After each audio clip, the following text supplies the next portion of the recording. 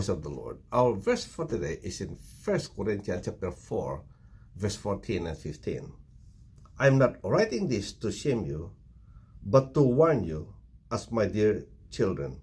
Even though you have 10,000 guardians in Christ, you do not have many fathers, for in Christ Jesus I became your father through the gospel. The Apostle Paul was writing to the believers in Corinth, and he was rebuking them. And yet, he was trying to explain the reason why he was so bold in writing to them, rebuking them of their sins, friends. He did not withhold his words. He just rebuked them the way that they should be rebuked. And he was saying that it's not for me to shame you. Rather, it is a warning to you, because I care about you. You are my dear children. That was the Apostle Paul, friends. He was saying that, no, I am not trying to shame you.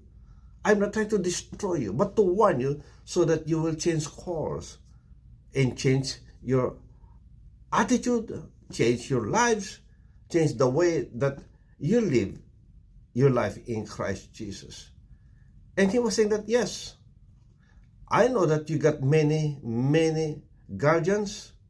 I know that you got many counselors in this world, thousands of them, but not many are your fathers. And it happened that I became your father through the gospel. See, that was the Apostle Paul.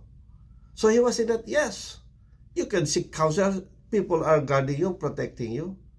But remember that you don't have many fathers that truly care about you, fathers that can help you carry your burden and deliver you from the issues that you're facing today.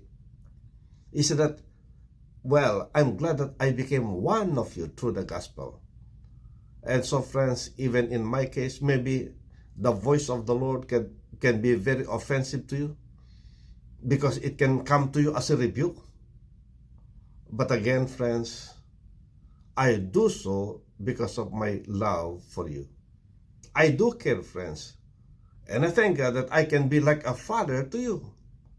Yes, there are not many friends, fathers that can give you the counsel that you should have. Yes, there are so many counselors outside, friends. And they are good. They are educated.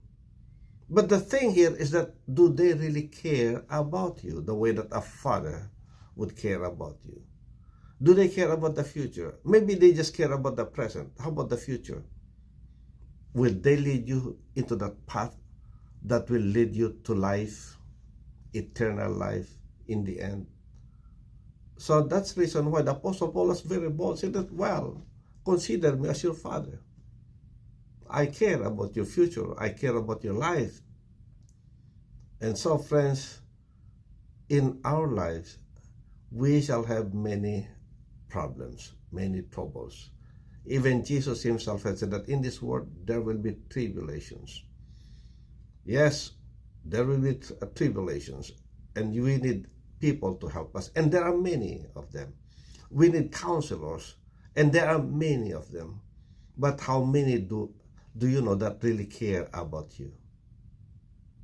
Well, there is just one, friends, that really care about us, and that is God himself, the Lord himself.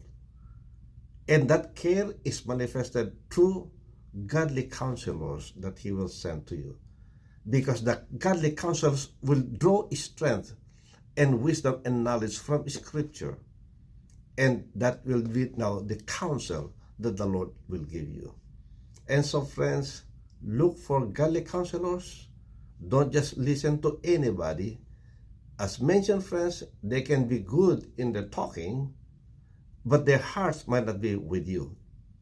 So look for godly counselor that care about you. Amen. May the Lord bless you. May the Lord keep you. May his face shine upon you and be gracious unto you.